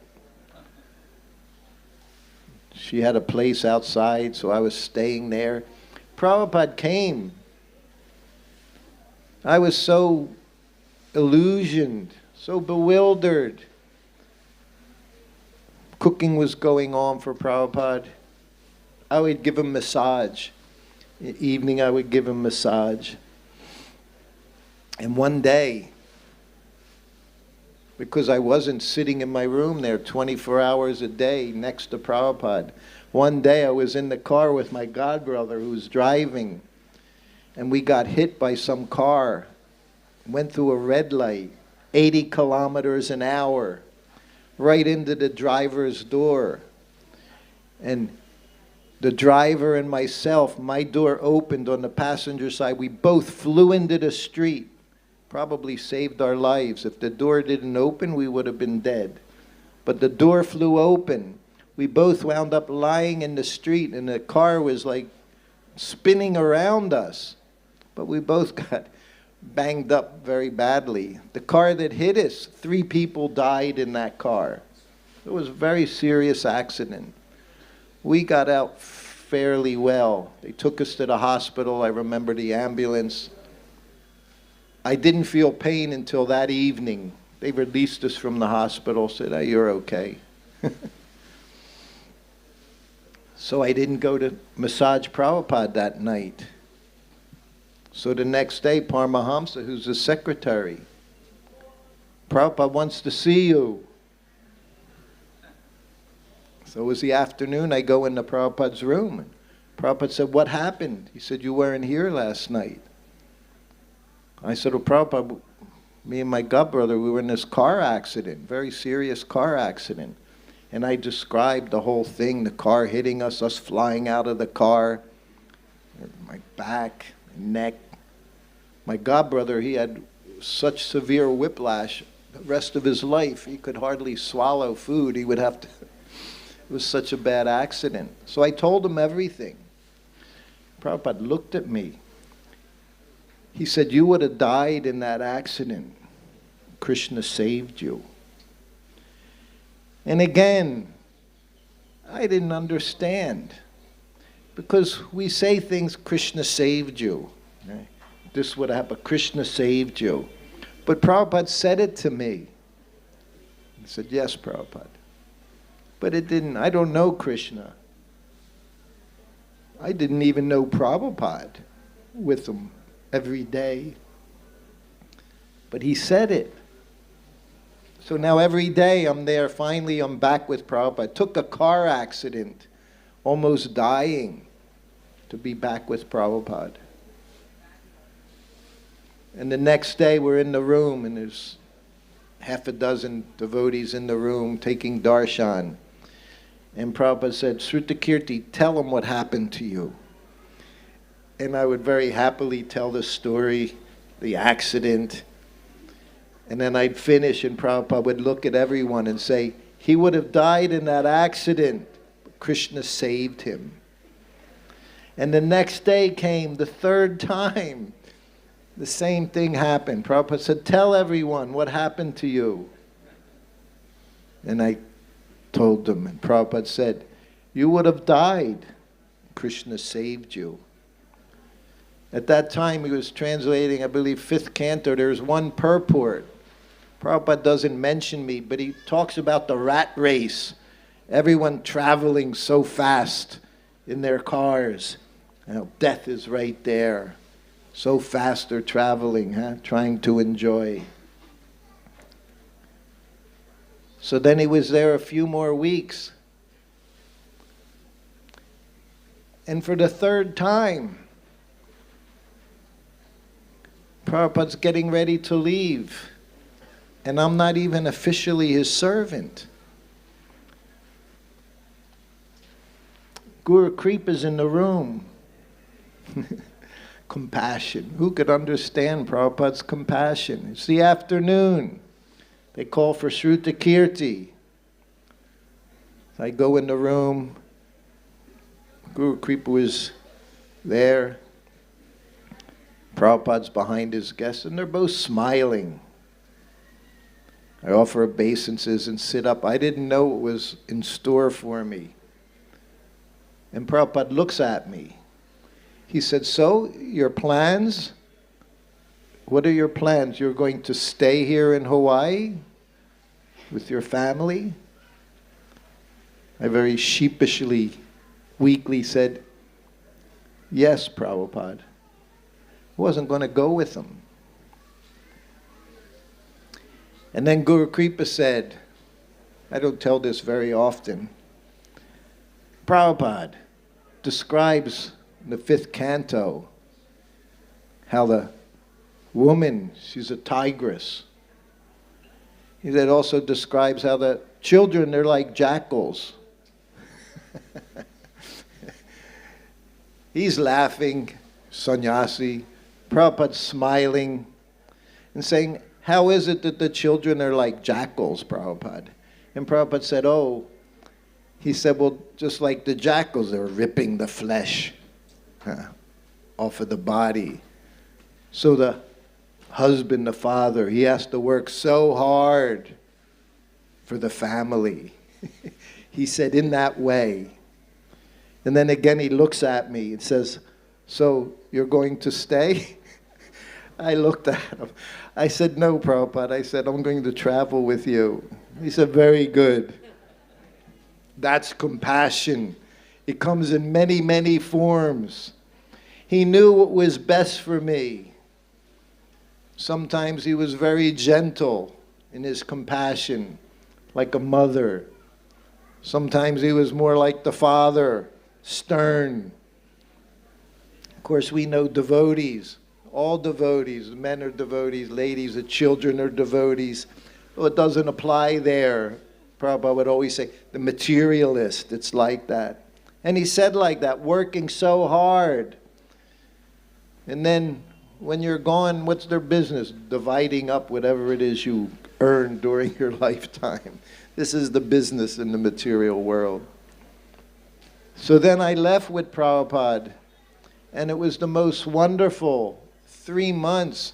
Prabhupada traveled. He went to 12 temples on the way to Mayapur. He went to Los Angeles, Hawaii, Caracas, Mexico City, Miami, Atlanta, Dallas, New York. Then he went to London. Then he went to Tehran. Then he turned up in Mayapur for the Gaur Purnima festival. And then after that, he went to Australia. He went to Sydney, Perth, Melbourne. Then he went to Fiji. Then he went back to Hawaii. And I got to be with Srila Prabhupada again through all of that. When I started out, I was going to tell you about Australia. So you finally got to hear, I got to go again to Australia, where he went 6 times to Australia. 14 hours from India to go to Australia, just to deliver all the population of Australia. That's compassion. Srila Prabhupada's compassion. So I think we're just about finished here. Everyone, you've done so much nice service. Everything's ready for this afternoon. We'll hear from Maharaj, and then we'll have a nice big flower festival, which somehow or other we managed to be here by Krishna's arrangement. Krishna's doing everything. So I'm very, very happy to be here. Thank you all very much. Srila Prabhupada ki jai. Hare Krishna, Hare Krishna.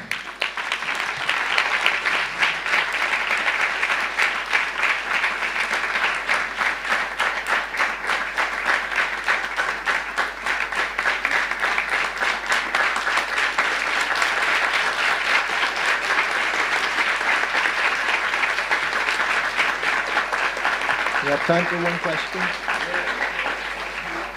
We need to stop now? Do we have time for a question? No. One question?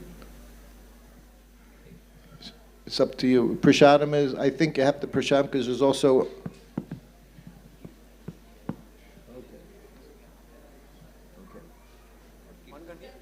Okay, so we have some time. He said there'll be kirtan for half an hour. But if anyone has any questions, otherwise we can go right into kirtan. No questions?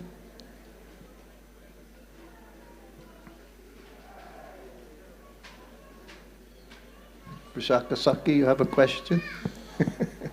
All right.